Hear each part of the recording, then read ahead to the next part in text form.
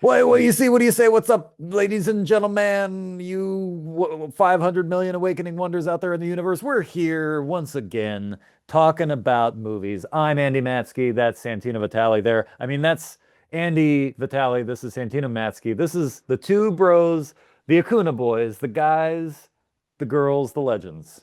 What do you want to, what did you tell them what's up? I Welcome botched it. back, and I hope you are sitting back, relaxed, all of you, I head to hope you're toe, plastered relaxed, into a chair, having or eaten about five edibles, and you're just cruising. cruising. That's what we want here on your morning drive to work. On the only problem, you said this a couple weeks ago, and I'm gonna steal it. If you don't know what the show is, I'm not gonna help you. Santino, I have a question for you. A couple Mhm. weeks ago on the show, speaking of a couple weeks ago on the show, you brought up your new hero, and we were silent about him last week. Have you found out anything more about Chicken Man? No, I've searched high and low, and I can't find out what's going on. I looked into it a little bit the other day, and I saw the same video you sent me, but with the guy's face blurred. So I Mhm. wonder how we already got the unblurred version. I found out it's in Washington State. I thought it was in Maine, which Mhm. is funny that those are so far apart. Mhm. And that he had been arrested previously that day, but they didn't Yeah, say for what. and they let him go, and they broke in and got the chicken, And the and chicken's then they name is found him. Polly, Polly, Yeah, not Polly, which no, I think the video you sent me was captioned that's Polly, Instagram not for you. Polly. Yeah. So I misspoke about the chicken's name a couple weeks ago. Mhm. But what are you gonna Keep do? that chicken's name out your mouth, Andy. Yeah, I'm Don't sorry. make me come over there and slap you. I'm sorry. I'll get my Will Smith Sorry, on. Will. Yeah. Uh, so this week, uh, I don't really know how much banter we got to talk about. Things are not good around the office. Uh, I've spent all our money, our marketing money, on going to a Guardians game yesterday, and I didn't do any marketing. Uh, So I don't know what else we're gonna do. and you didn't fetch, Andy. You didn't I fetch. didn't. I didn't. I Dang got it. distracted. I'll admit I They were missed the like point. free beer, and Andy's just like, where? That's pretty much what happened. I looked over, and the love of Santino's life One of is them. about 20 feet from me, the one and only Gabrielle Cruz. And I was like, oh, there she is. Because I had already seen her on the Jumbotron and been like, it would be hilarious if like I tracked her down and like took a picture with her. But whatever. And I look over and I'm standing on the home run porch of Progressive Field, and I see her. And I immediately also noticed that there's like a whole bunch of open, undrunk beer cans that are like all the people are like opening them up and getting them ready. And I'm like, well, that looks interesting. That's a harbinger if I've ever seen one. Yeah. It's like noted. And then like people are slowly like coming over to where we are. And I'm like, this is interesting. And I'm just watching the game. It's the half inning. And then I look over and she's on the Jumbotron and she's with some other lady who all I hear is, if you want to come down here, I'll buy you a beer. And I'm like, heard. Andy's just And like, bam, and he just runs. and so I Next forget the thing you know, mission. he's swimming in a pool of lukewarm brew, foam I everywhere. jump over all these empty or Mm. these filled cans of beer and I just go mine, and it hurts. All that aluminum pokes you, Mhm. believe you me. You've got just And like perfect beer can dents in your torso now. the bruises are real. Yeah, it Mhm. looks like, I don't You know. kind of look like It a looks like, cat with like multiple nipples, but it's just all bruises. I was gonna say it looks like the surface of the moon, kind of That works too. craters. That's what I was gonna go with. You've seen Purple it, nipple craters.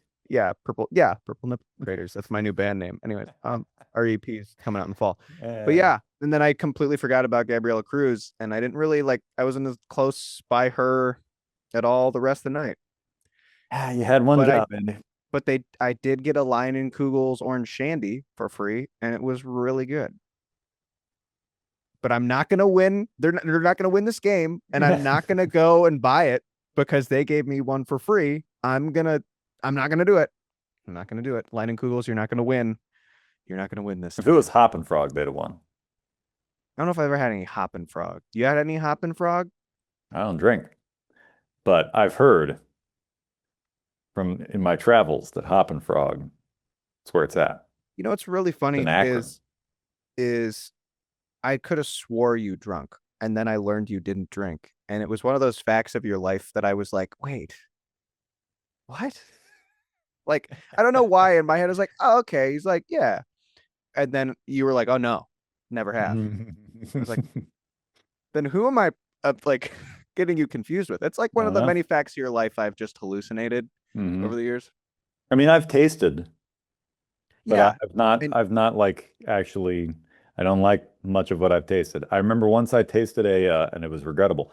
I tasted uh, chocolate stout, and that was nasty. that sounds So I made delicious. brownies with it. Sounds The brownies were delicious. good, but the stout was terrible. My mom makes some mean brownies made from Sierra Nevada's narwhal. Shout out Sierra Nevada. I do not have beef with you like I do with Leinenkugels over there, boys, to get me to buy their beer. But that's the only problem with this segment of the show is Santino doesn't have any other alcohol or like beer he's tried. Nope.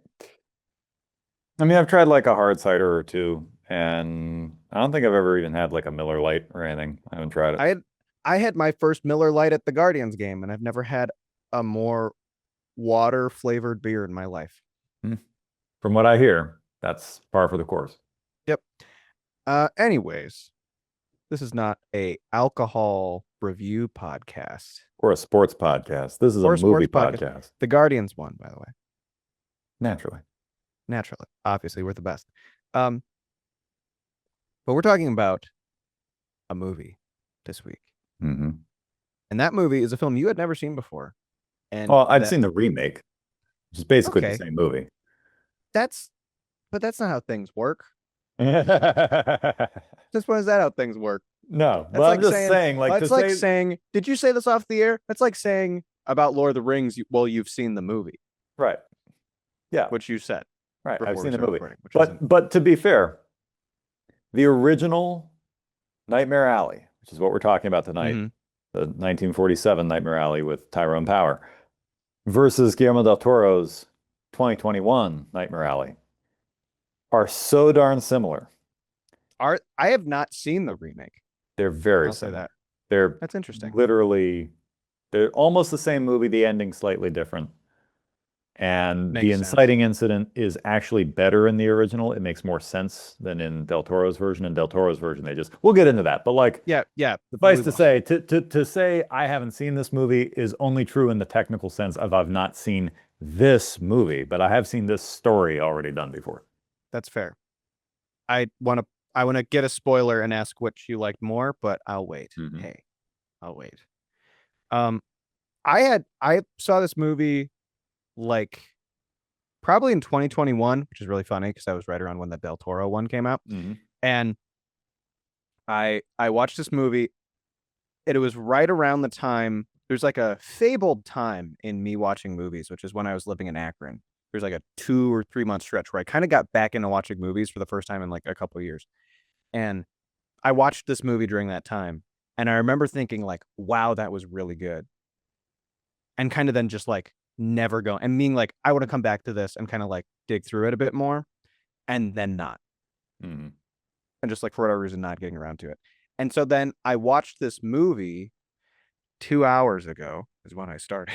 So I just watched this movie. That's why I was a little late, is I had to watch this movie. Dang it, Because Andy, again, this is I the blew second time you had only one job. I Inside blew of the 48 marketing hours.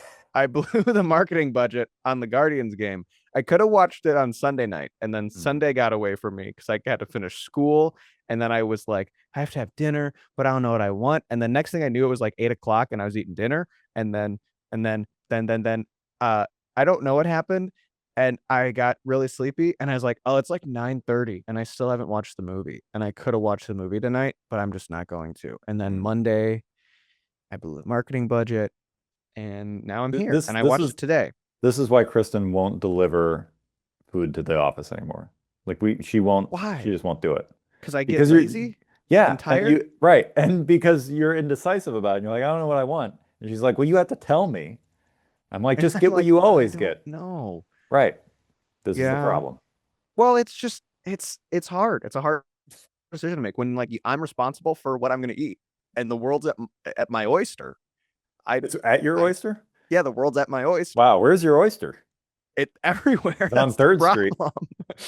And so I just don't know what to get. But So you watched this movie 2 hours ago. I watched this movie 2 hours ago, and like 5 years ago, 6 years ago. No, yeah, 4 years ago. So I'm excited to talk about this movie this week because I watched it and I had a very similar experience to when I watched it the first time. I imagine you would have a very similar experience if you watched the Del Toro version too. That's good to know. You'd be like, this is good. This is in color. That's about all. That's about where the differences stop. So going into this film, you kind of knew what to expect. I don't even want to say you knew what to expect. Do you want to give a plot synopsis? Do you want me to give a plot synopsis? You can give this. This is your movies. You can give the plot synopsis. This movie is based on a novel of the same name, Nightmare Alley, and it is about this carny who works at the carnival, believe it or not, and is in cahoots with this mentalist lady, this kind of fortune teller lady who's a fraud. And in this movie, she's played by, her first name's Joan. What's the last name? Blondell? Galameza. Joan, anyways, 30s actress lady who's great in this movie.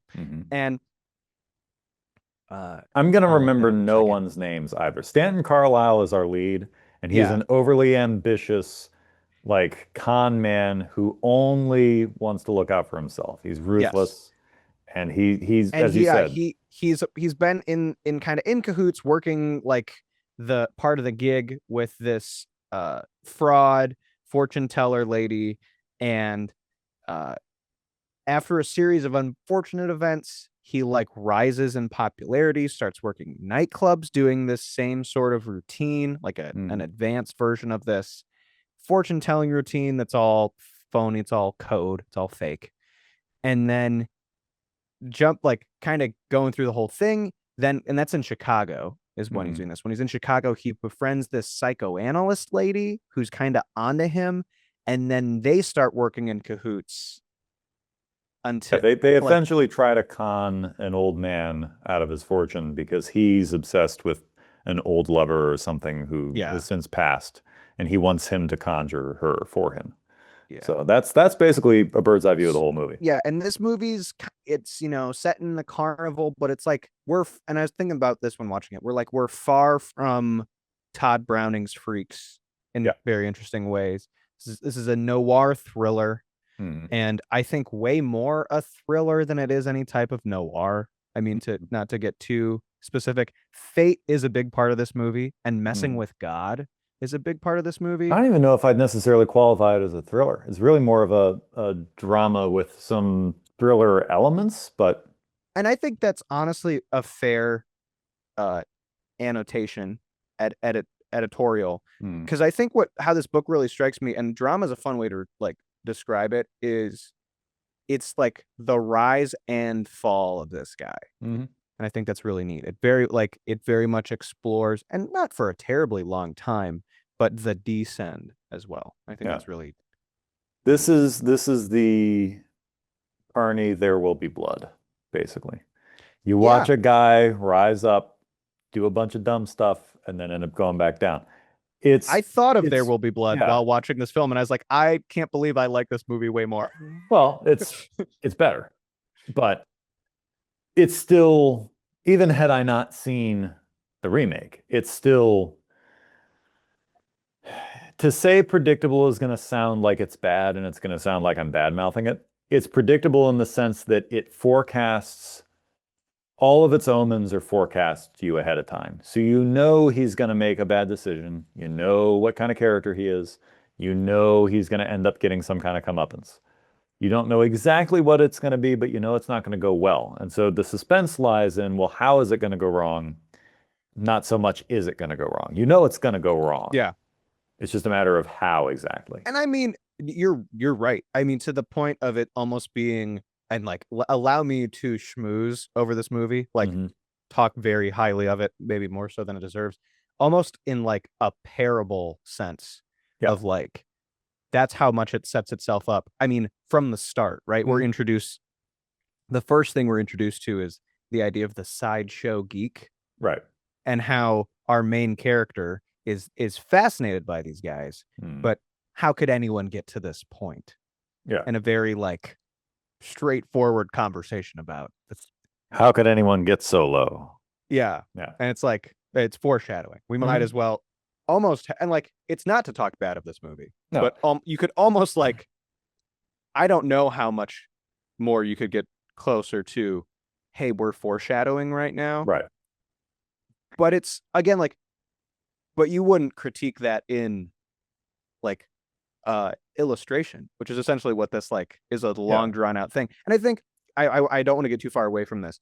I think you hit on the fact that being a drama, I think, is so interesting because we try to act like some things are new, and I'm trying to like work through making this point. I wish I would have longer think about it, but you know, Quentin Tarantino makes a big deal about the fact Reservoir Dogs is like a novel. It's like a novel, and how he orchestrated things. It's kind of like a book. It's how it tells a story. But that's not anything new. And this movie is so clearly based on a book in the way it's like kind of the way it just keeps going. The way we just, it's like, if it, you know, if you put 1, 2, 3 every time we fade it out, that would be chapter breaks. Because every time we fade out, it's a pretty big jump ahead.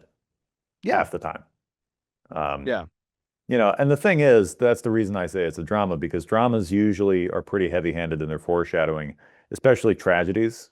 And this is basically kind of that. It's what it is it's a drama with heavy elements of like tragedy and morality play. And anytime you have a morality play, you're gonna see these things forecasted by a long shot. They're saying it for the cheap seats so that you can't miss what's coming. Yeah. And if you, I don't know if you ever saw any of the Tales from the Crypt back when they were on TV. Not really. This is like a long Tales from the Crypt. This is like a 2-hour Tales from the Crypt. Because in a Tales from the Crypt, you had a half hour.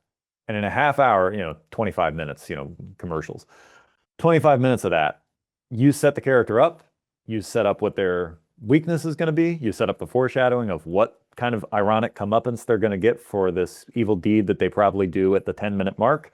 And then they kind of go through hell for it, and then there's your thing, and that's the wrap up. And that's every episode. That's EC Comics in a nutshell. That's morality plays in a nutshell. And that's this movie. It's basically, here's a guy, you see his ambition, you see how he's going to go. It's just a matter of how's he going to get there. It's not so much a matter of when, it's just how is it going to go wrong. But you know he's going to make all the wrong decisions. Yeah. I think, It's enjoyable. I know, like, no, to say and I that know you're makes not, it sound like mind meld. I know what you're saying for the audience at home. Yeah, Santino's not talking bad about this movie. We're kind of like, it's like, I don't know, it's any form of any not to get like too pretentious, but it's like any form of literature kind of is what it is. Right. And to compare this to something pulpy is not necessarily diminishing it, but it is like kind of putting that's it your in noir its, element. Yeah, It's a bit of pulp. putting it in its place. So a little bit of that mango pulp in there, a little bit of flavor, some zing, some pizzazz, some tang. Some pow. I want to throw in a Snapple fact about this movie that I don't know if you know, that I think is really interesting, and I don't want to forget I about never it. knew that. Here's I don't know. Here's the funny thing. I don't know crazy. anything about that movie. That was the Really? craziest thing I ever heard. It We keep talking like changed this. my and then life. We make the audience think we edited out the fun fact. Yeah, that like they skipped ahead. That was They checked amazing. their phone. That was a fantastic fact. No, I mean, I cried when I read that. No, what's the fact? This movie, apparently, I read this in the booklet in the Criterion release. So that's my fact check of it. Criterion. But hey, I think it deserves it. Dang it. Mightily. But this movie had like a 2-week release in theaters. It was pulled very fast. And then from then on, this movie apparently didn't have an official release till 2005. Wow. So it floated around in like bootlegs and was kind of like this cult following of this movie till 2005. Rights issues, I think, with the family of the author who wrote the book. Crazy. Or something, or like even I think maybe like producer hold up. So like this, it's kind of crazy to think that this movie hasn't really had any sort of shelf life till then outside of the bootleg movie world. I think that's just that's a little that doesn't I don't there's not really a point of me saying that except like this movie sat in the void for That could explain why I had such a hard time finding it. What did you watch this on? Just your Criterion DVD? Blu-ray. Oh yeah. I couldn't find it anywhere. So I got it on YouTube with Greek subtitles. Really? Yeah. There's a whole somebody uploaded the whole thing to YouTube. After it ends, then it loops again, but only half the movie. So it's like a 2.5 hour upload, even though the movie's only an hour and That's so like funny. I think 50. I saw it that it was on Internet Archive. I don't have any more info than that. But Yeah. Yeah, there's like it was nowhere. It wasn't on Tubi, it wasn't on Netflix. It's just kind yeah, I of think there's still gone. probably like distribution Must be. issues with it. But yeah, so if you're interested in watching this movie this week and you're this far to the episode, YouTube. good luck. And YouTube. Yeah, Yeah. it's on YouTube. Just ignore the Greek subtitles. It's not the highest res version, but the good Yeah. thing about black and white is it always looks sharp because it's just value. So Yeah. it was fine. The audio quality was fine. So Cool. I don't think it would diminish anybody's watch of it. I kind of didn't even pay attention to I didn't see the Greek subtitles after the first like 5 minutes. They just kind of blended in. Yeah. Because, if it's not a language you can read, it just kind of becomes Yeah. noise. Yeah. So That's fair. So initial impressions, I know you had like story-wise, we've kind of cast out part of like gone through part of it. But initial impressions, what were you expecting? What well, I got what I was expecting. And I went into this, spoiler alert, I went into this expecting that I was going to like it better than the remake, and I did. Yay, I Simply got my question. because, It's yeah, my first hint. Woo. and simply because when I watched the remake, which was my first exposure to the story, I felt that all that forecasting was much more ham-fisted in the remake. It's still heavy-handed in the original, but because of the style and the time period and everything else, it feels better. But when you make a modern movie and you're still like, wink, wink, like this is gonna happen, I'm like, okay, you know what? Like, I'll give you a really good example. Because this movie starts just like every old movie, you get like a minute and a half or two of credits with loud, over-orchestrated music, Yeah. and you're like, okay, cool, get past that. And you see the circus and the carnies and all the things, and we introduce the idea of the geek, and the geek, for those playing along at home, as dumb as the word and the term sounds now, and we certainly have an image in our heads. At the time, I guess geek was more of like meant to be just kind of a catch-all term for like kind of a wild man type. And so the idea was you would have somebody who was, an addict of some sort. In the movie, they portray alcoholism as almost like, and I'm not saying that it isn't, but they mention that, that the geek is somebody who is so low and has so little to really do in life that they basically agree to abusive, substandard, subhuman treatment and exploitative treatment to eat live chickens and to run around on their hands and knees and be nonverbal for the show. And they agree to that so long as they get their bottle a day and a dry place to sleep. I'm not saying that, alcoholism doesn't drive you to some stuff, but it almost felt more like what does happen in certain circles, which I can't say on this podcast because we would definitely be canceled or something. But in certain circles, when you want to, keep somebody close to you and working for you, you get them hooked on certain more addictive substances, right?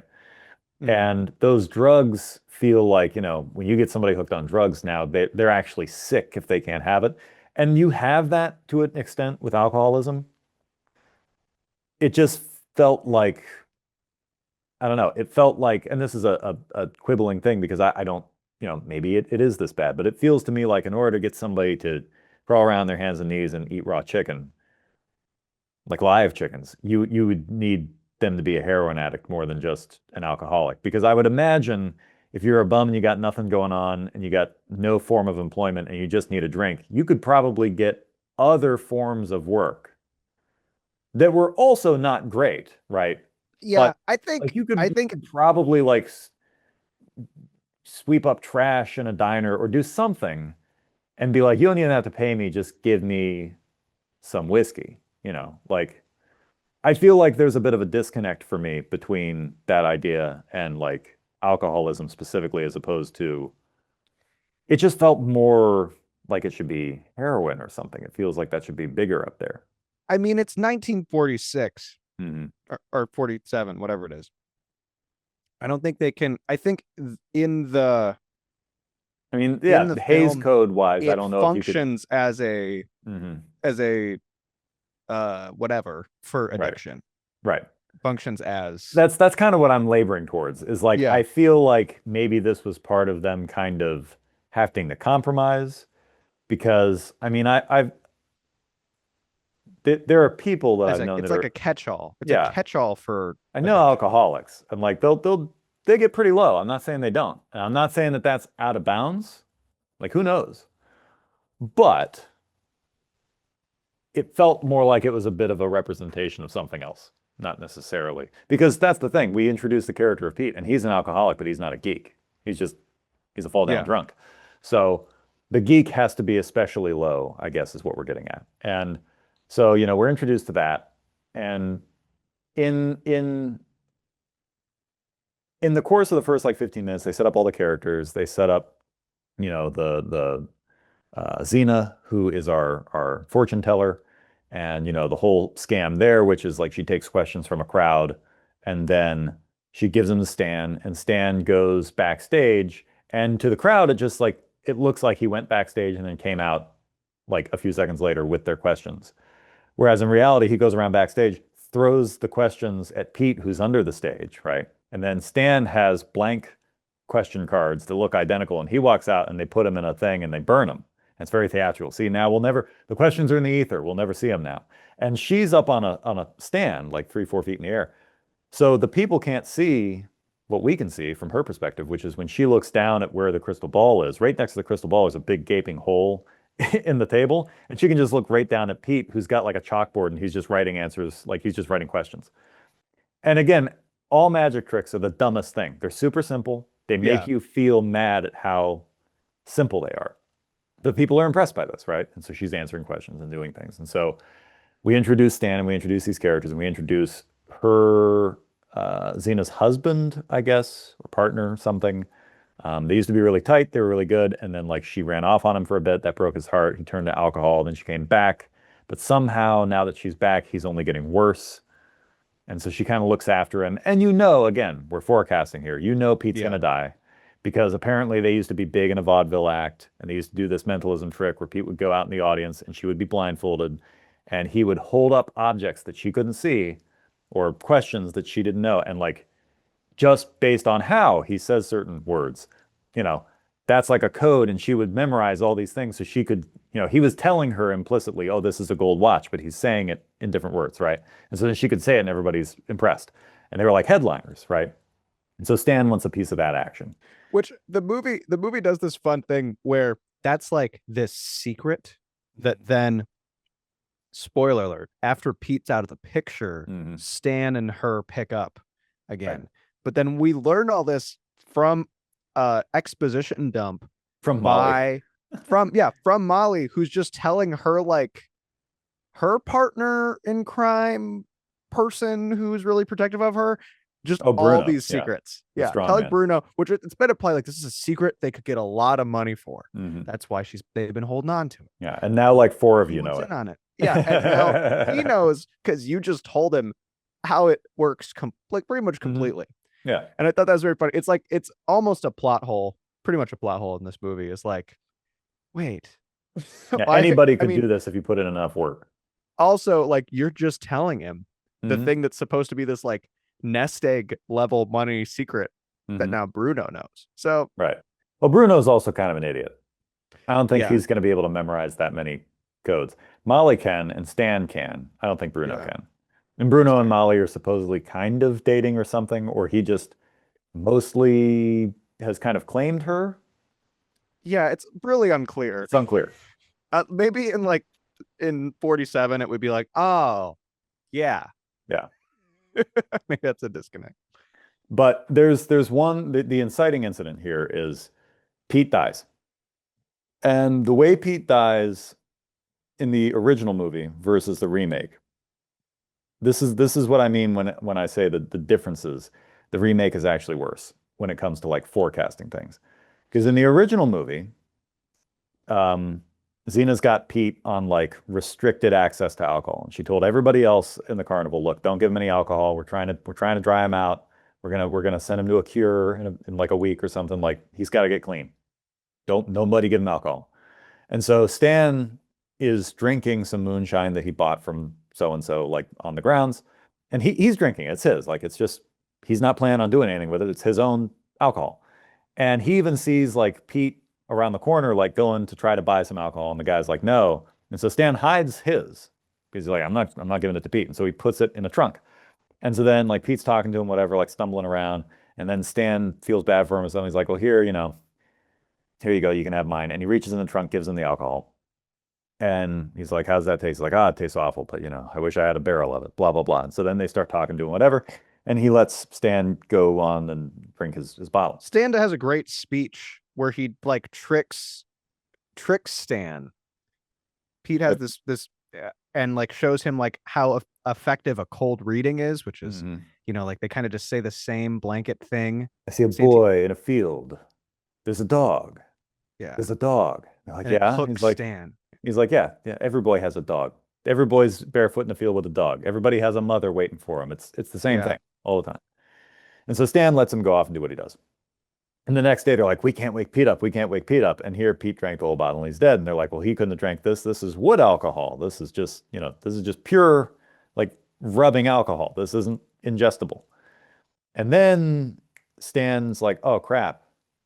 Did I give him the wrong bottle? And he opens the chest and finds his bottle and realizes that was a chest full of wood alcohol bottles. He wasn't paying attention and he thought he gave him regular yeah. alcohol. Now, would and this is a question. Suspend disbelief. It's movie. It's a movie. I understand an alcoholic wants alcohol.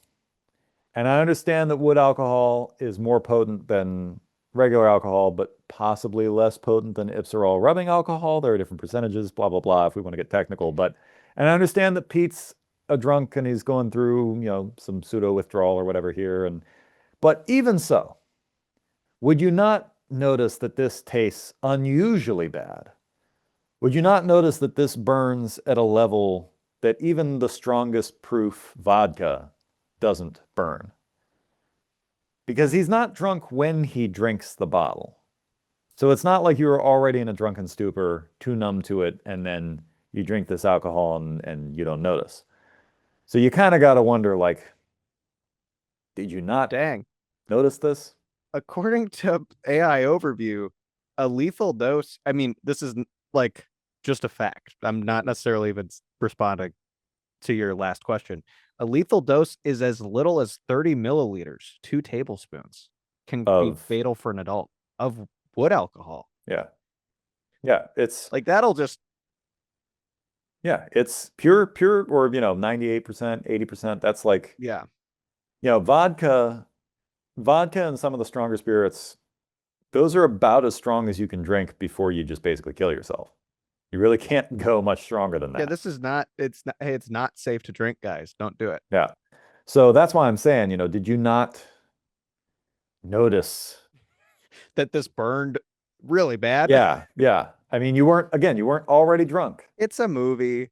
I get it, but What's the foreshadowing in the other one? That's all to say. well, Or so like what that's happens how to that Pete. scene plays out in the Yeah. old one. And so Stan, obviously, he hides the bottle, but he feels bad. And he's like, oh, crap, I just killed this guy and I didn't mean to.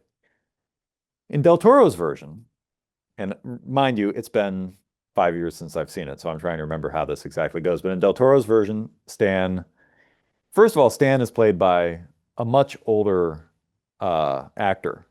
Um, um, oh, Bradley Cooper.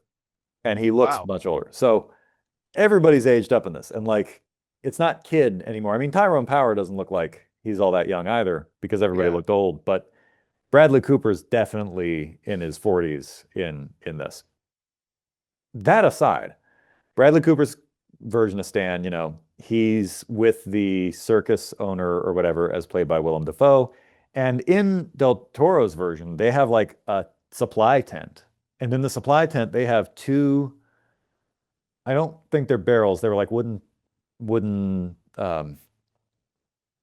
Crates? yeah, wooden crates kind of liquor. Okay.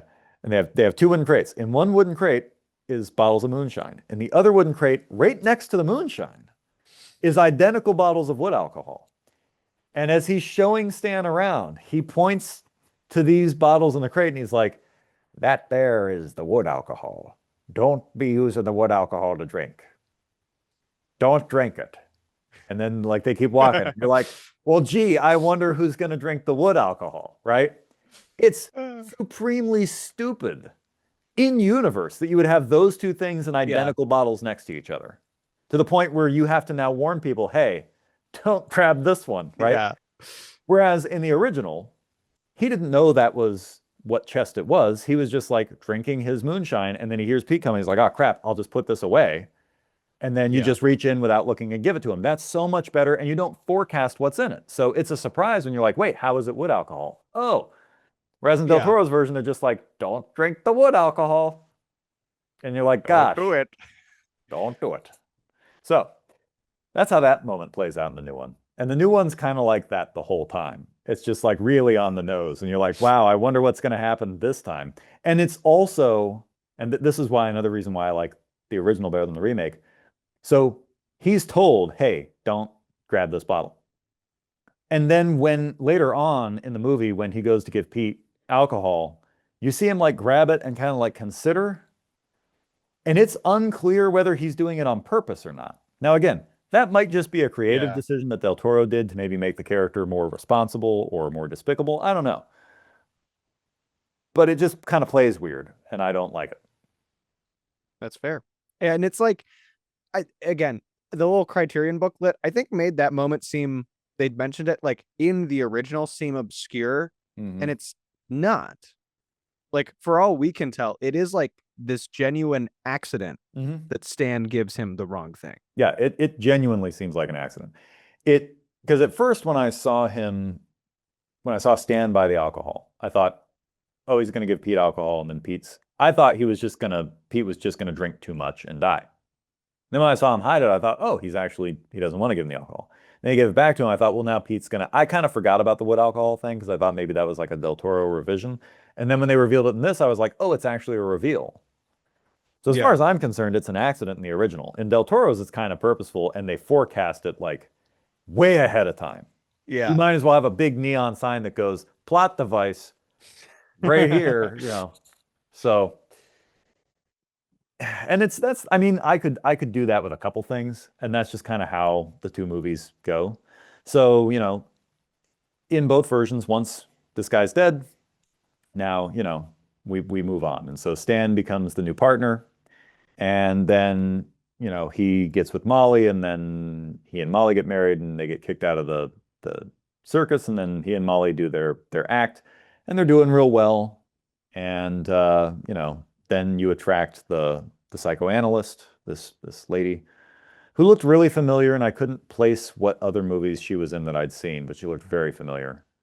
And by the way, it is Joan Blondell who plays the first lady, who's like Xena.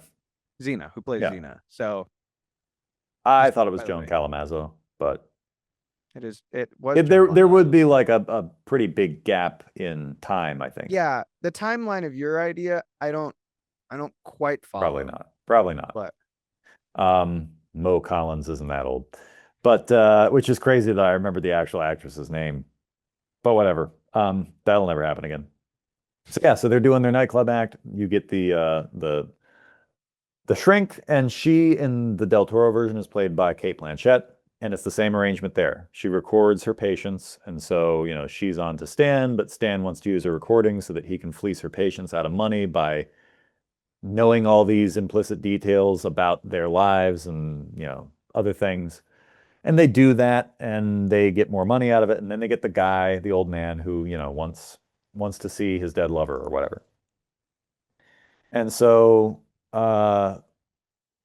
Stan devises a plan that he's going to have Molly, which it's been so long since I saw the Del Toro version. I can't remember if is Molly in the Del Toro version, or did they replace her with a different character? I think it's the same thing. Andy Filler. What happens right before this, and this is an interesting part of the movie, is where they're married. Molly and Stan are married, and Molly like wants out. Can we actually park here? Molly has this. We have this great scene between Molly and There is a Molly, Stan. by the way, in the new one. Okay, It's Rooney Mara plays Molly. where Molly says she's getting up. She's had enough, and she just wants out. And she tells Stan, "I just can't do this anymore. You're messing with God." Hmm. And I think it's a really cool scene. And I think, and maybe we can have this conversation now, or we can circle back to it later. This movie rides the line of all religious people are bad Hmm. very well, because it's about a con artist who uses religious, religious rhetoric more than anything. It's not even actual gospel. and it's really not. And so it's like he does this previously in the movie. He like cold reads a sheriff and uses a lot of like gospel terminology to get him to stop bothering the carnival, which happens in the Del Toro remake as well.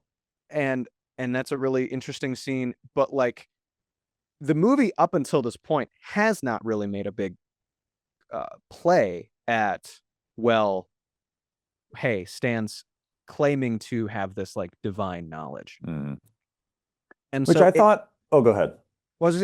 So it almost comes out, at least to me, and to be fair, I'm kind of a little biased here, but even watching it this last time, that almost comes out of left field. It's almost like a surprise reveal of Molly going, "You're messing with God," is why I'm leaving. It's a bit sudden. We also jump around a lot timeline wise, so we don't get and there are things that happen off screen. Like the characters will walk in and what you mean is there's like, for those, if there's like a person who's listening to the show who's not seen the movie, there's like time jumps, essentially, like these chapter breaks we've talked about. It's not necessarily that we're jumping around chronologically, but we are jumping chronologically one way. And so things have been building. And for her to say that, like, this is clearly what's been building. Right. What you were saying. Well, I was just going to say, I find it interesting too that when she's telling Stan all of that, he fires back, and it's technically true. He fires back about the whole, don't take the Lord's name in vain. And he was technically right about that. And he was being very careful not to he never actually claimed these things from God. He was just using certain rhetoric. So he is on a technicality. Yeah, well, then it's like, it's so interesting that scene, that's how like well I executed, written, whatever that scene is like his retort is, look, I grew up in an orphanage, which is lore we know about him. Like, they made me read the Bible. I know the Bible backwards and forwards. I know what the 10 Commandments are. And one of them is you can't take the Lord's name in vain, which people think means swearing, but it really means this. And like you're saying, like, that's true. That's true. But you can't just bring up God and not mean it. And he never brings up God. Yeah, he never talks brings up about God. good works a lot. He talks about, being He's repentant. like, well, I'm not doing that. And then in the scene later that you're kind of getting to, he does start bringing up God. Yeah. And then it falls apart. And Molly has this line in that whole going back. It's like, you're messing with God. Nobody's gotten away with that. Right. You can't get away from. And to be fair, God in this almost takes like, the place of fate. You can't mess with this. Yeah, because Xena keeps doing her like tarot cards, and she keeps getting like the hangman or whatever, and the hangman's on the floor. So somebody's gonna die, something bad's gonna happen. And that's your fate. So even in this movie, God, the line between just God and fate and superstition is still kind of blurred. But yeah, and it's like, and this is a guy who's taking advantage of superstition, and isn't necessarily taking that name in vain. And that's like a very interesting. I think it's well played. Having like needing a high tolerance. It needs to be good if you're going to do that, in my opinion. And I think they do it pretty well. I mean, it's nothing it's not like, oh, this is perfect, but it's a really interesting point it makes. And I think it makes it very well. Yeah. Which is don't act like you know what you don't know, because it'll Sure. come back to get you. And there's other theological points that I think. And don't try to materialize the dead lover of somebody who misses them dearly, who's probably going to run after them. Yeah, and also the in that scene, part of what's not like it does this thing where Stan will say things that are true and aren't true about Mm, like God. mm, Like we'll go back and forth where it's like this old rich guy's like, well, I don't know him, and it's hard to pray to a guy you don't know. And he's mm, like, well, we can't know him. And it's like, well, that's not true. Kind of the whole point of the Bible is that you mm. can. And he's like, well, you don't want to think of him in human terms. And it's like, okay, now we are. Now that is true. Right. Like you don't But want it to. And he is even it says, is still a relationship and it is still personal. So you kind of yeah. have to, because that's the only way we can relate. And that was the point of Jesus, was that it's human terms. So you Well, and it's can, and he like, does. well, I would argue yes and no. And this is like purely theological at this Hmm. point. It is wrong to view God as a in overly anthropomorphic terms. That would be my retort. Because God is three persons in one being. Only one of those beings is a human person. And so you can know the infinite. You can know the infinite holy God without and that's the crazy thing. That's gospel note. Like that's the crazy thing about Christianity about, and you're right.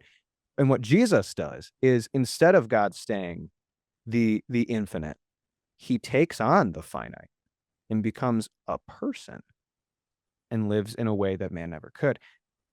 And this movie does such a good job of like walking around that truth Hmm. while not hitting it on the mark, which Right. it It's on the necessarily, nose about everything else. yeah. This is the one thing it has nuance and about. isn't that like that's so interesting. Mm. It's part of like there's something with this movie that if I think about it too much I'll go crazy, but like that's Hmm. me waxing eloquent about that. But Well, that's enough waxing. yeah, We don't wax around here anymore. we Not don't after the incident. yeah, not after that. Ooh. Anyways, we get to the scene with the old guy. This is kind Yeah. of where you were. Yeah. Well, and quick note, when he meets the psychologist, he first it's kind of weird because she initiates contact with him, so it's like she already kind of had this plan hatched. And then when he kind of suggests it, she rebuffs him, and then he kind of brings it up again, and then it's kind of unclear whether or not they come to an agreement. And then there's a small episode where Xena and Bruno come by to visit Molly and Stan. And then Xena does her stupid card trick thing, and it's the hanging man. He gets mad, and then he like kicks him out. And then he's getting a massage, and the masseuse is trying to put like And wood alcohol on during him. the tarot Mhm. card reading, because we call it tarot or like tarot, they pronounce the second T in tarot in this movie, and I think that's really funny. But he's doing the cards. Mhm. There's something revealed like, oh, you don't want to make this new decision, Yeah, this new move. and Stan freaks out on Molly, like you told him the plan, you told him the Right, plan, right. and then Yeah, he gets that a wood prompts an alcohol. argument. And then, he smells the wood alcohol that this guy's trying to rub on him, and he like freaks out and thinks of Pete. And so then, in the dumbest move he could have ever made, and it goes like this in the other one too, he runs to the shrink, who you don't know, the only thing you know about her is she's crooked too. So you go to a crook and spill your Yeah, guts and go, and I accidentally killed Pete, and there's this and blah, blah, blah. And she's like, okay. And you're like, well, we already know she records stuff. It's just, again, yeah, the movie tells you what's going to happen. It's just a matter of how or when is this going to happen. It's not a matter of if, right? So anyway, they're in cahoots now, and they're planning on fleecing this old guy for his money because he wants to see his dead lover. And so he convinces Molly in some of the most like hollow, shallow attempts at telling her that he loves her, like super manipulative, convinces her to go along with us. And so he's like in because the she's gonna garden, leave, or she's gonna leave. and he's like, I love you, I love you. I know I please don't really stay. say it, but I love you. And then like we jump ahead, and I guess that was enough because dames be dizzy dames. They be dames. And um, so he's in the garden at this guy's estate, and the only real notable difference in this scene with Del Toro's scene is that it's snowing in Del Toro's, and here Of it's course not. it is. Right. Del Toro really likes blood in the snow. That's his like favorite thing. He likes snow more than rain. I'm a rain guy myself. I'm not a big snow fan. Anyway, He and does like the so snow. You're right. yeah, and so he, and if you would have seen Crimson Peak, there's snow all over that. There's just snow everywhere. He just loves the snow. He loves red and white. He thinks that those are really cool together. And so, he stands out there with the guy and he's telling the guy, like, do good works and pray to God and things. And then here comes Molly dressed as his old lover, but she's at the distance. And this guy immediately wants to like take off after her and Stan's like, no, no, no, kneel, kneel, pray, do whatever. And so he's like trying to distance him. And that's not working too Then great. he'll get up and he'll be like, Right. And he's "No." like, no, no, no. He's like tackling him to the ground, like, stay, stay. And then like the big difference here between this scene in the original and this scene in Del Toro's is actually I like the way the Del Toro scene plays out better than the original. This is the one way that You're I not like allowed to do that. No. So in the original, he's like hysterical and like penitent and crying, and she like loses her nerve and like comes running up and blows their cover basically because she can't deal with like messing with this guy this bad. And then like the guy freaks out and then she runs away and then Stan like pushes the guy and then like they both get out of there. In the Del Toro version, it's much better and it's more, I think, realistic because in the Del Toro version, he keeps trying to like get the guy to kneel and he won't, and he like runs up to her and grabs her around the waist and is crying at her waist. And now he's too close and he realizes like this isn't Wow. this woman. Yeah. And he freaks out. And I think in the Del Toro version, I'd have to look it up. I think he pulls a gun on Stan and then Stan kills him. Like, see, in the original, it's a little unclear. He like pushes the guy in the dirt and he's like, I think I might have hurt him, but we never hear anything else about it. In Del Toro's version, I'm pretty sure he just kills Richard Jenkins outright. Let me look this up really quick. Look it up. While Santino's Googling, well, let me remind you about this week's sponsor. Oh wait, I was supposed to go that sponsorship meet. Did we get that sponsor? We did not get the sponsor. Never mind. Guys, darn it. I should have gone to that meeting. We are doing really bad here at The Only Problem. If you can help us out in any way, if you know any rich tycoons, maybe barons, maybe people who had inherited a large fortune, maybe in the professional sports industry, just reach out. We could really use a hand. I think Santino's watching the entirety of the Here we Guillermo go. del Toro. So he runs up to Molly, and her disguise fails. Infuriated, he strikes Molly, provoking Stan to beat him to death. Horrified by the events of the night, Molly leaves. Which, by the way, reading over this, in Del Toro's version, that other lady that he like did a reading for, who basically like referred him to this other guy, Yeah. right? I can't remember her name. Let's see. That lady murders her husband and commits suicide to be reunited with their son on the other side. So that happens, which doesn't happen in the Interesting. original. And also this, and you see this, I'm glad I read this because remember how I was saying at the beginning, the whole like geek thing didn't make any sense to me because it felt like the alcohol wasn't going to be enough. So this isn't stated at any point in the original. And if it is, then I must have fallen asleep for 5 seconds because in Del Toro's version it says Clem hires troubled alcoholics to be his geek, then gives them opium-laced alcohol so they'll stay. That makes sense. You need like that has to be there. If it's just booze, I think it's just implied in the original. then it's so implied it's invisible because that's an important detail. That's a very important detail. And it's not in the original, but it is in Del Toro's version. So yeah, so he ends up killing the old man in Del Toro's version, which I think makes a lot more sense. Whereas in the original, he just pushes the old guy down. It's like, well, he's probably not dead from that. Oh no, he hit his head. An old man hit his head. Did he? He does hit his head, yeah. It doesn't even look. See, I didn't even see that. You I saw watch him go movies down. on the tiniest screen in 480p, and then you're like, I can't see what's on the movie. You did this with Isle of Dogs. I watched this movie on my TV. Yeah, the tiniest TV. It's a 48-inch TV. How is that the tiniest TV? It's small. Anyway, he pushed the old man down. It's unclear whether the old man is alive or dead. It's never stated. Subtitles must have covered it up. Yeah, probably. So then, he's on the run. And Molly, he tells Molly to wait for him at the train station. He's going to go get the money that he and the shrink made, and of course the shrink shorts him because that's what she does. And he goes back Which to is a confront her great about it. twist, by the way. You can see that coming too. I Why didn't would you this leave time. it? I didn't the second time. Why would you leave your money with her? You know she's crooked. And so then, which actually in Del Toro's version, there's like a mild romance between those two, kind of, which is odd. And then like he goes back to confront her about it, and she's like, "Hey, I've got your confession on tape, and I'm going to tell the authorities that you're a lunatic and blah blah blah." Well, So that's there's really no actually way out of this. that's also part of this reveal is like, I'm gonna tell him you're just one of my crazy patients, and Right. I have all this dirt on you. Which again, I understand why you would want to believe her as, from a judge's perspective, but also let's not forget that Stan has a bunch of information on at least two people that are her patients that he could not have found out any other way. So even if you believe her story, then you'd have to at least say, well, he must have gotten into your records. Can you And the movie kind of prove? does this like You you know. were crazy the whole time thing. That Try to. Yeah. Stan's kind of like, wait, am I? And then the audience is kind of like, wait, is he? No, he's not. But he's not. And the sirens are coming, so he runs away and he meets Molly at the I train don't station. what sirens down here. Yeah, that's what she tries to gaslight him. And so then, he tells Molly to get on the train, and which is like the first selfless thing he's done in the whole movie, is tell her to like get out of Dodge and go back to the circus. Whereas in Del Toro's version, I think she just leaves outright.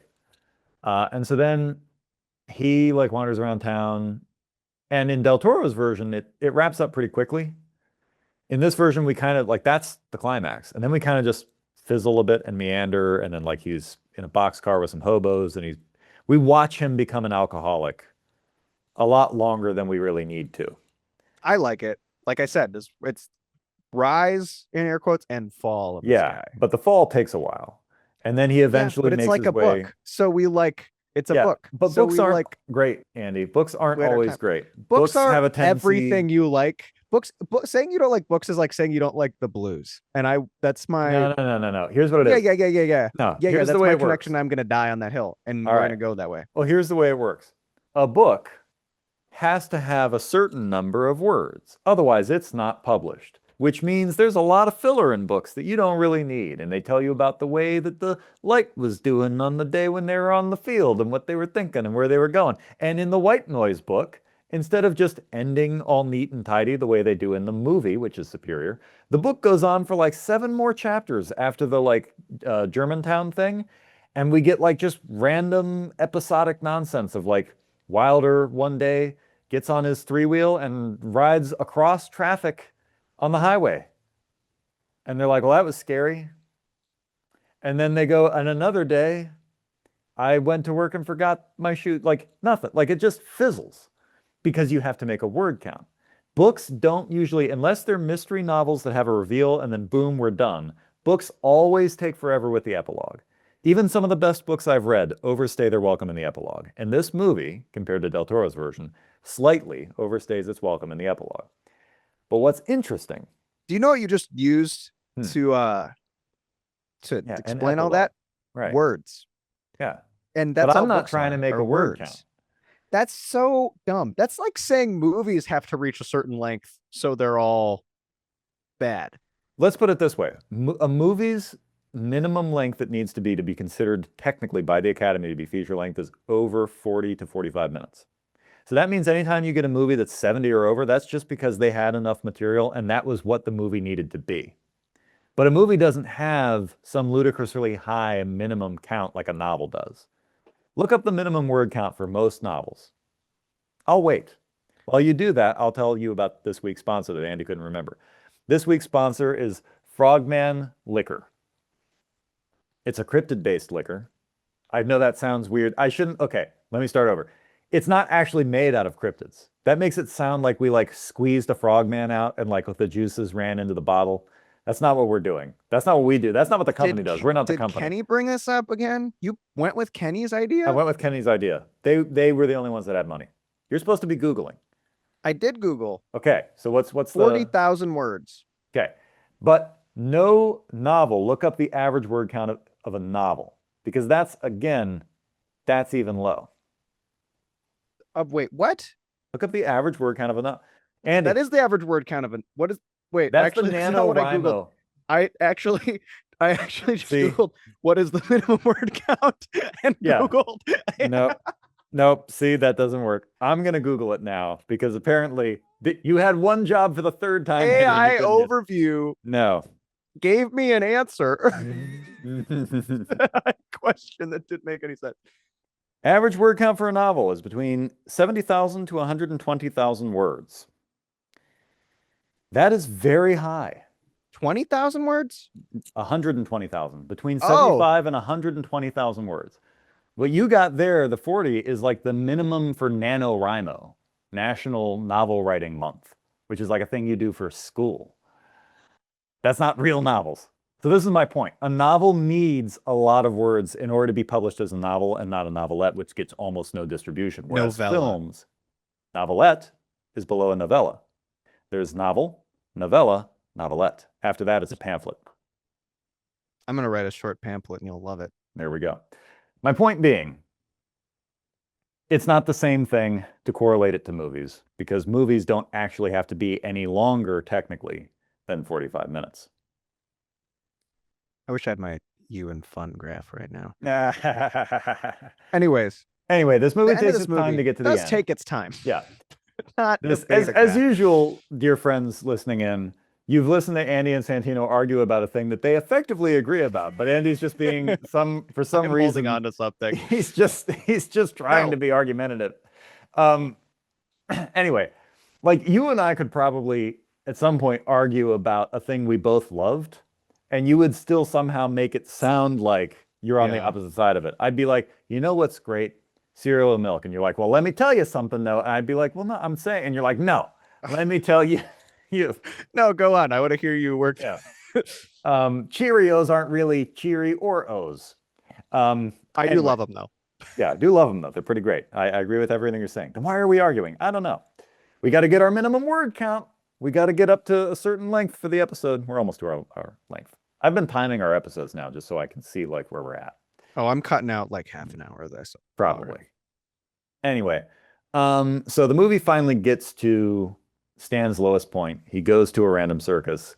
The only job, surprise, that they have is a geek. And he's like, I'm made for it, because that's his catchphrase, right? I'm made for it. And in Del Toro's version, that's where the movie ends. You just see him like laughing maniacally, saying, I'm made for it. And like it's implied that he's just now going to be this opium addict living, in his underpants eating chickens. The original, however, actually gives you a slightly nicer ending. After he says that, You can feel the studio take over in Yeah, this movie. the And it's minute- not quite to where we are yet. right? But it's an audible like pendulum shift, I Mhm. feel like. And where the studio Whoop. showed up to Yep. the day, like this is not what happened as far as I know, but you can like feel the producer show up and go, wait, how are you ending this scene? Yeah, this needs to be No. happier. We can't do this. This is Because post-wartime America. you have actually this great reveal of like he's now the geek running around, Mhm. and Molly's at the same circus. Yeah, and that's a fun reveal. And she realizes it's him, and he realizes it's her, and he like sneaks into the big tent, and it's Mhm. like, oh, what's gonna happen? They even have rope. Mhm. He's been the hanging man. What's gonna happen? And then Molly's like, I forgive you. Mhm. And you're like, what? Yep, I've And been then the looking movie's over. everywhere for you, and the movie's over. Yeah. Yeah, it's a very like it's a more happy ending, Yeah. way happier than Del Toro's But they version. kind of become, and this is credit again to Criterion pamphlet guy or lady. They kind of then become the couple we met at the beginning with Pete. And Yeah. and so And it works, and it's almost it's almost like that chiastic structure, that kind It's of mirror poetry. of like, It yeah, rhymes. it's good. It's nice. And Del Toro's version is a little more nihilistic, which also works. I don't really have a yes. preference one way or the other, but because I like the original better, I think I just prefer almost everything about the original, with the exception of, some of those little critiques. Yeah. I'm burping up a turtle, apparently. Yeah. Yeah. All that juice. Uh-huh. Turtle juice. But Not our It's a- sponsor today, but sponsor, but mm, DM us if you're interested. So yeah, overall thoughts. I mean, we've been going along here. Yeah, I mean Anything it's good. stand out? Yeah, Not really. it is. It's a good movie. It's your standard like noir tinged dramatic 1940s morality play stuff. It's pretty much immediately engaging. You know, if you sit through your 1 or 2 minutes of traditional opening credits, they get into the story pretty quick. You're immediately intrigued by the circus and the characters and Stan, and you actually spend your time spent with these characters is interesting. And even though Stan's not a likable character, you still kind of want to see him succeed just because like it's such a wild scheme. You're like, well, okay, like there's something fun about watching progress, like watching people go from here to here to here. Same thing with like Wolf of Wall Street. You start here, and then you're here, and then you're here, and then you're all the way up here, and you're like snorting cocaine and doing all this crazy stuff, but you're like, hey, he's successful, you know? Yeah, and you like know he comes from like a bad past, so it's like, well, Eh, at least he's getting something. yeah. That's not even really much of our concern as the audience. It's just fun to see things come together. Maybe Yeah. that's just me because I like seeing things come together. But Well, and it's like, I think for me watching this movie, there's a lot to the story that's just it's interesting. It stays interesting. I think coming off the heels of another movie I'm really fond of, but a totally different movie, which is Detour. Mhm. You know, being our last 40s noir we did. Watching this, it's like, oh wow, this is really good. And from a standpoint and from just an overall production perspective, you can kind of tell that people who made movies for a living worked on this movie Mhm. kind of all around. It's kind of there was the Poverty Row edge to Detour, but there is some Hollywood polish to Nightmare Alley. Just Where to did you kind of read that?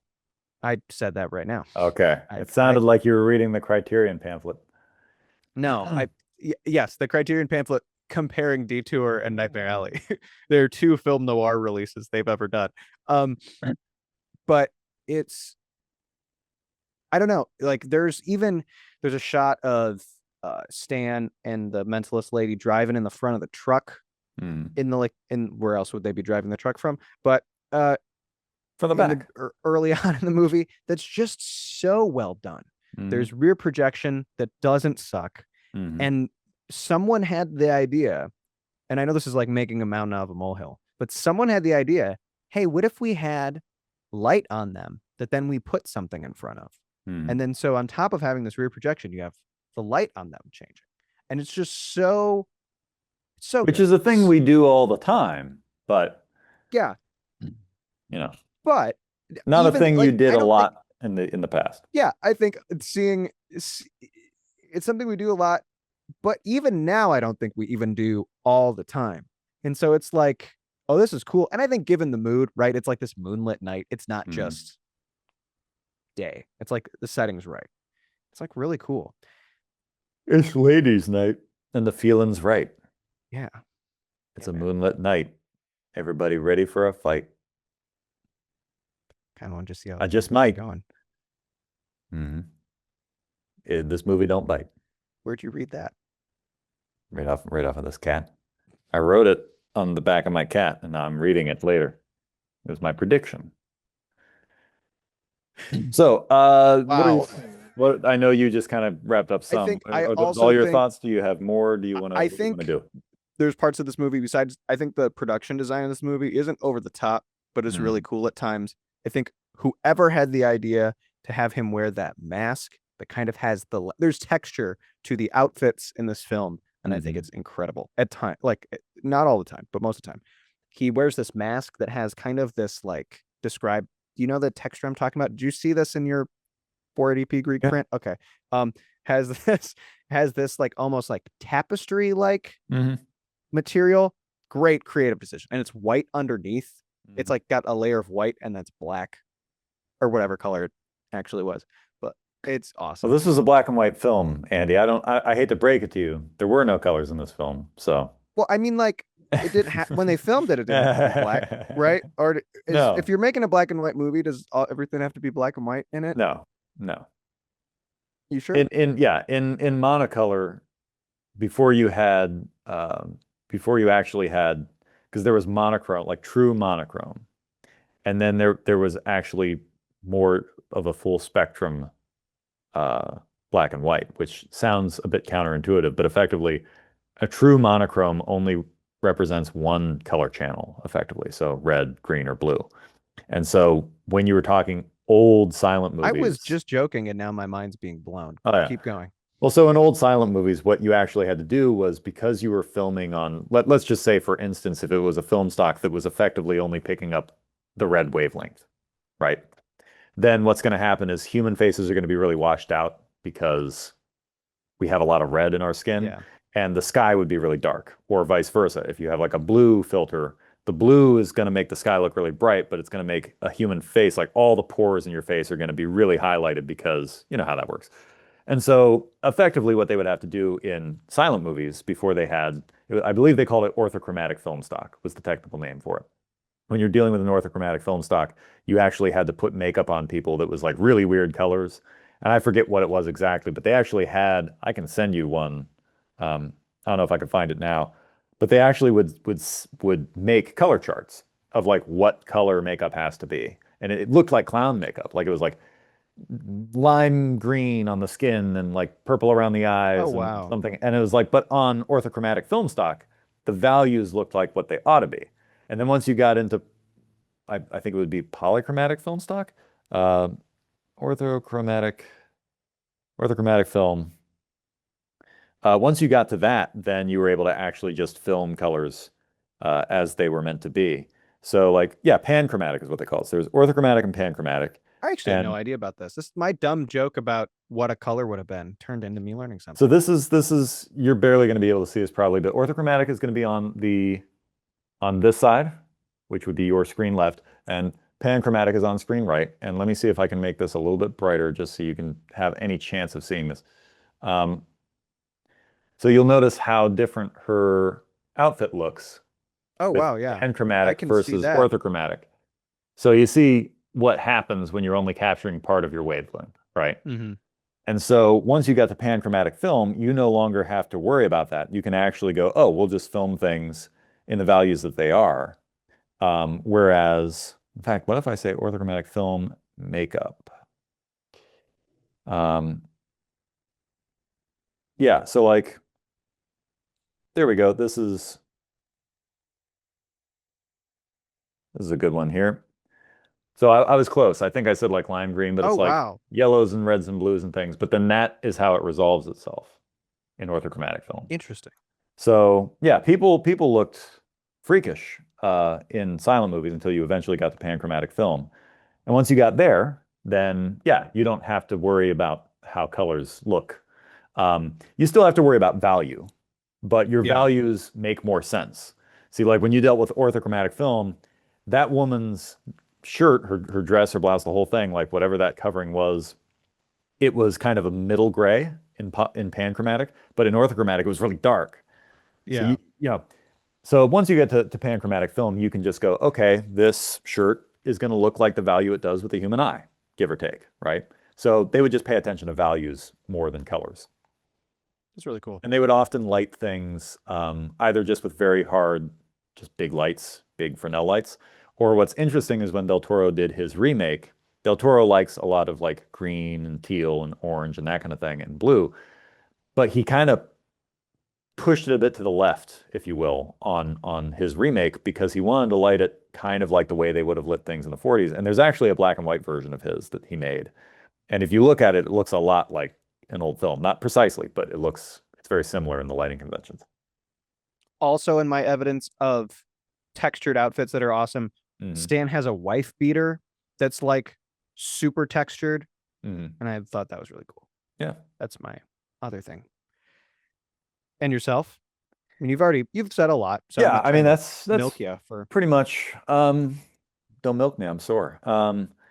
It's basically yeah, pretty much what we talked about. It's a solid film. It works.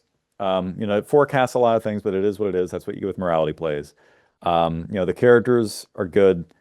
It's well played. Like the acting in this movie isn't super over dramatic the way that a lot of older films often were. And I mean, by the late 40s, you're already starting to get more into naturalism than you had with early 40s and 1930s.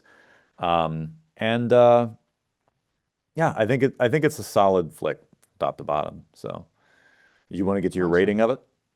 No, you get to your Oh rating of it. yeah, So you I liked that's it. right. I rate it. I would rate this. This is a I mean, it's a classic. It's a classic for a reason. It's better than the remake. Um, it's, you know, you see things coming, but I give it like a seven. What do I want to give it? 7.5, probably was Wow. comfortable. 7.4. You know, the end is a little slow and there's some things they could trim out, but you know, I nitpick an old thing. Just say 7.5. I'll be That's generous. that is very generous. Yeah. Wow. Because I mean, we grade on a curve for classic Well, sure you do. era, Of but it's really course you impressive. do. I think Of course I you do. would give this, I mean, you saying 7.5. I was thinking the highest I'd go is like 7.3. Mm. I think that's where I'm gonna stay, but You don't that's want to come and your be generous normal. with me? You know what? The water seems nice. I'll Yeah. come and give it a 7.5 There you because go. I really I dig this movie. Hmm. I dig it a lot. Well, and the fact that you were able to be surprised a second viewing at some elements is still A- interesting. Yeah, and it So, was like, oh yeah, this is good. Like mhm. sometimes I watch things that I'm like, oh, this was pretty good again. Like Yeah. we've all been there, and it's like, oh, this was like, oh, this is still, Hmm. 5 years, almost 5 years later, this is still good. Yep. So, It's just funny that we both saw this at effectively the same time, but we just saw but two we different versions. I saw the really, new one yeah, and you saw the old one, but we both watched it in 21. So, yep, really, really funny timing. Um, it does not have my heart. I no, don't not think. mine. It's good. It's solid, but I wouldn't, I really wouldn't return to it a lot. I mean, I've seen it in some way, shape, or form twice now, so, and I won't be reading the Yeah, book. So, I'm interested to see if I could check out the book.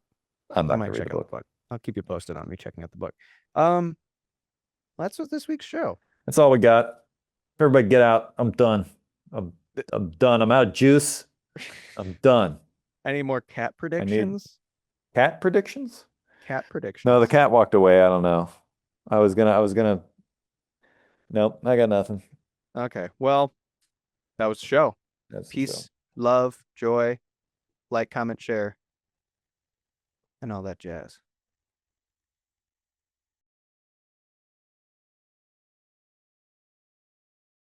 Oh, bye.